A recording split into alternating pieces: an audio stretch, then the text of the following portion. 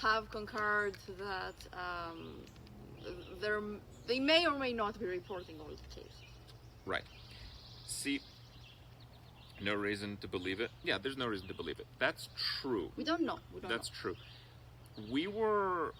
The reason we were very unaffected by the whole coronavirus situation, on one hand, is because we're pretty well off, we're pretty prepared, but we also acted when we saw what was happening in China. We kind of figured that a lot of the numbers were like not exactly right, especially when we hear news. It's like Russia has a 500% spike in pneumonia fatalities. Like, oh yeah, right? So we're not dumb, all right? But you do have to kind of read between the lines, and even though this is not proof, this is not anything other than speculation, I think it's reasonable speculation. So within reasonable speculation, if you were looking at the numbers that China had for coronavirus, again, I'm sure they're not exactly correct, and in some cases they're probably not even close to reality, but the trend was like a bit of a bell curve. Like it went up pretty fast, it started to taper off, and it started to go down. Actually, it went down a bit too sharply for my comfort level. I think there was some fudging in the drop. My point is, if you apply like a percentage based like comparison, like the rate of contamination like you have in the US, like how much it goes up or down as a percentage each day. But the rate of contamination is different for each country. Right. And it's highly different. Like in Canada it's under 1. My point in other countries it's like 3. My point is, if China's numbers that are reported are completely fabricated and they did as good of a job as the US in containing the virus, today they would probably have... The US do a good job containing the virus? Again, let me finish my point. You're really just... Okay, tell me you're being an asshole right now, okay? My point is... Okay, let me just chill, okay? Just chill. If the self-reported numbers from China were true and they did as good of a job as the US did in managing coronavirus, China right now would have like 100 million people with coronavirus, okay? It would be at a stage where they wouldn't be able to report that 8 people had it yesterday, okay? It would be so... I have no idea what you're saying. My point is that even if China's lying about the numbers, they must have done a better job than the US did in managing their cases. No, they could just be plain lying about their numbers. No, I don't think they can cover up like 100 million people having coronavirus. Yes, if you can't test, if you don't test, you don't have cases. If you don't report the number, if the results of the tests are not public, you don't have cases.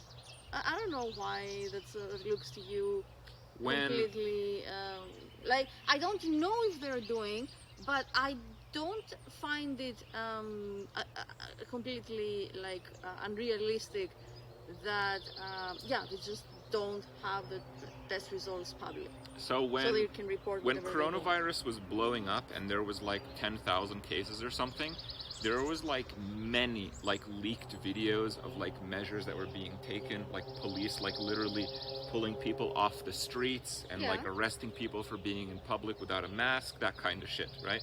There were a lot of videos. Well, okay, but this is because like the culture is generally different.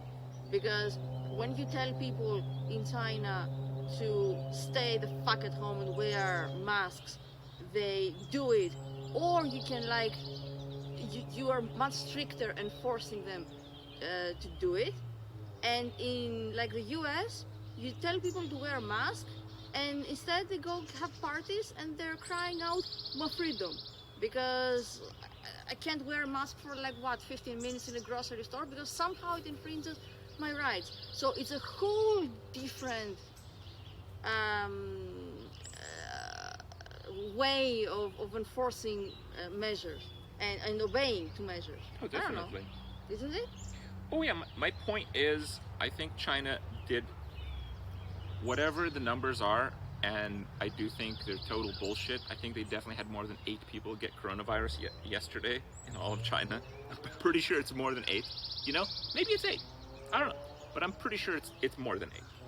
But my point is, I think even China probably did a much better job containing the pandemic.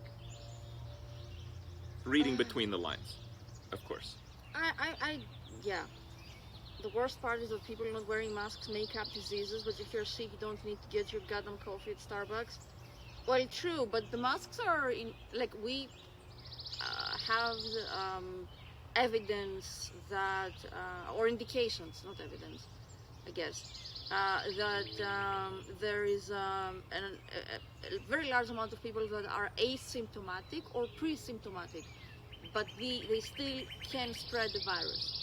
So people that actually don't know they're sick, but they can still give it to others. So that's why masks make sense, because they could decrease this. Yeah, like if I know it's been some time. Crip said my point is more times than Chinese people got corona. Well, you're yesterday. criticizing like while I was trying to talk. You're a total asshole on that one. Okay, you need to relax. Anyway, a lot of people don't know this because coronavirus wasn't getting much attention in the early stages until it was like a huge fucking problem. But do you remember Italy's first case? What? Italy's first case was a tourist who was in Italy for like 2 weeks already, and she tested positive for coronavirus. I don't think that was a first case. And I think it was. And the Italy's officials were like, "Oh fuck," because she didn't have symptoms for 2 weeks. She hadn't been traveling for 2 weeks. I don't remember that. So yeah, honestly. there's a lot of people that like have very delayed symptoms or no symptoms at all. Like it's a very sneaky virus, which is why it's ignorant. What I've been saying. It's why it's ignorant to say like, I'm not sick. I don't feel bad at all. It's inconvenient to wear a mask, so I'm not going to. Right? It's very ignorant to say that. Canada's first case came from New York? No. Canada's first case traveled from China. And it was, I don't remember if it was a couple that traveled from China, and I don't remember if it was the woman that got it first, and then the man, or the man and then the woman. I remember it because I followed it like really, really closely. Yeah, in the early stages, they were just tracking the interactions, and when it got to like over 100 people with coronavirus at once, they kind of lost track of the connections. It was just a bit too hard. Have we been tested? We have not been tested because we don't do anything. We don't see people. We hardly go shopping. Like we do nothing. Yeah, we do nothing. We do nothing, and This we're is what ridiculously careful. Yeah, this is what we do.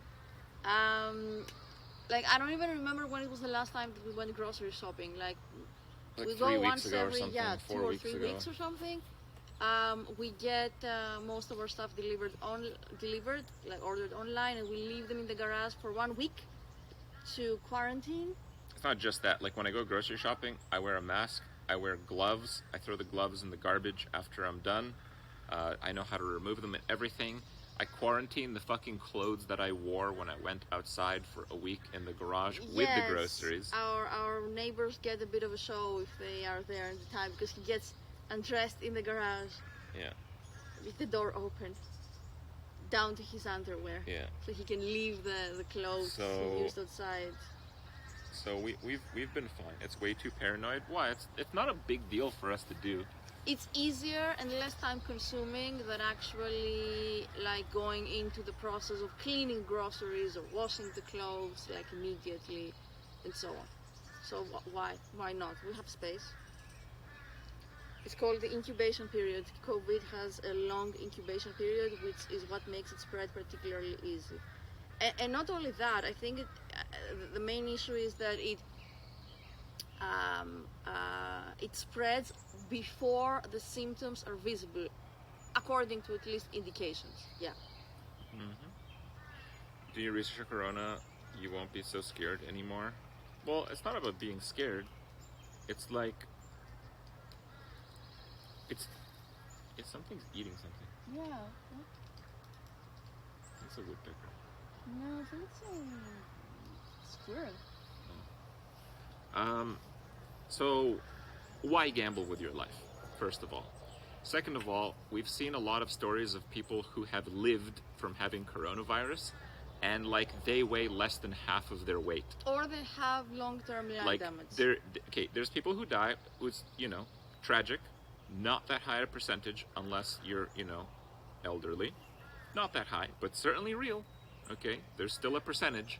Okay, like you see me play Hearthstone all the time. I wouldn't gamble my life on a game. It's a 0.1 case. Fuck that. There's people who survive coronavirus, but don't survive it all that well. Okay, and there's people that survive it and they're actually pretty okay. But those people still put a tax on like the systems that are in place to treat people from coronavirus. So maybe you're okay, but maybe the fact that you got it to begin with caused fucking Bob down the street to not get the treatment that he needed, so he fucking died, right? It's like we're kind of all in this together here. Yeah, so